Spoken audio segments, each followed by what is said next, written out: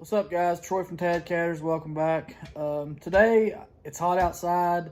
I'm not going fishing. It's 100 degrees. But today, I'm going to talk to you about finding some good bank spots. There's a couple different things you can look for to find these spots, and the stuff that I do to find these spots.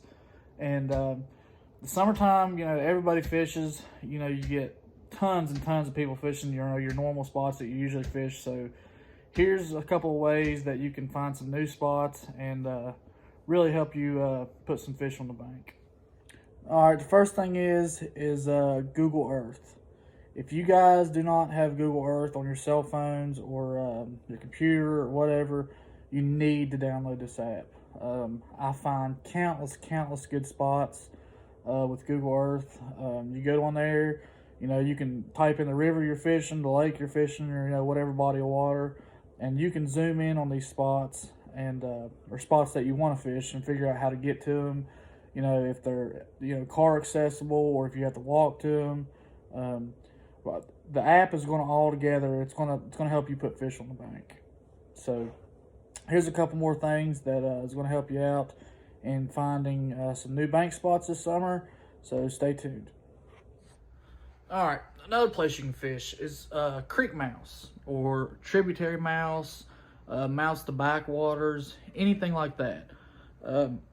These are always good spots. They're always produced for me, and it seems that a lot of these places are hard to get to. Like I said before, take your weed eater, machete, whatever you got to get down to these places. Use your Google Maps, find a way into these places, and more than likely you're going to catch some fish at these creek mouths.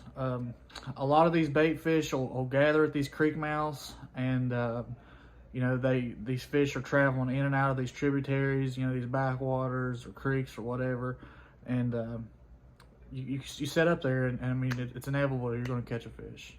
All right, the next thing is look for deep water.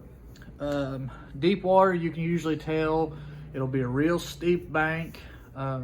Most of the time, you will not find deep water if the bank just comes, flat out, and then the water comes out like a big sandbar. Most of the time, it's a sandbar, which I'm not saying fish won't be on those sandbars, but I like deeper water, especially in the daytime and the summertime. I think those fish go in that deeper water to get out of the heat of the day. Another thing you can also look for is look for parked barges, or not parked, or docked. If there's a barge parked there and it's been there for a while, a lot of people will fish under these barges. They'll anchor up with their boats and fish under the barges. Well, you can do the same thing from the bank. You just go on your Google Maps and figure out a way to get down to it. And if you can't find a way, take you a machete or get you a cheap weed eater, and that's, get down to that place and, catch you some fish. Okay, shallow water. I mentioned before in some previous videos, I think these, especially big flatheads, they come shallow at nighttime. They're up in there looking for bluegill. They're up there looking for shad, any type of bait fish. They're coming shallow to find that stuff at nighttime.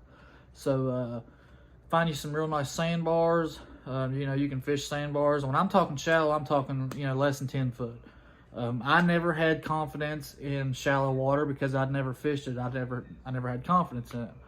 But here lately, I've caught a lot of fish in very shallow water. So like I said, these fish come up in these shallows, and they come up in there to feed. So that's a good place shallow.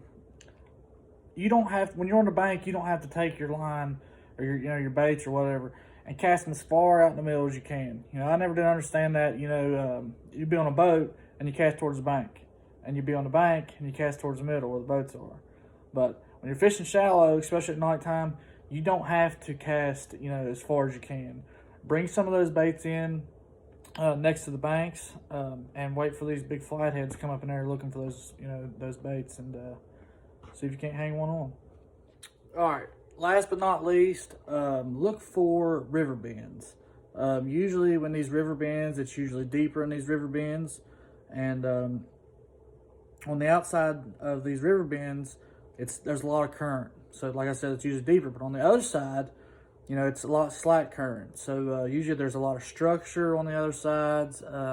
It's usually a little bit shallower, but that seems to be where a lot of structure, you know, logs, just whatever's in the water. It seems like that's where it goes to go on the bottom and just, you know, sit there because there's not a lot of current. So look for these river bends. You know, go on the Google Earth like I told you, and find a way down there and get some lines in the water. All right, guys.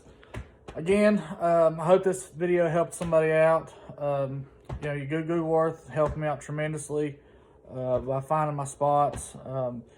You know, get off the beaten path, guys. I'm not going to tell you that you can't catch fish at these spots that everybody fishes, but your chances are going to go up if you get off the beaten path by using Google Earth and making these new spots. You know, again, if you like this video, click the thumbs up. Follow our Facebook page, and I do have a YouTube channel as well.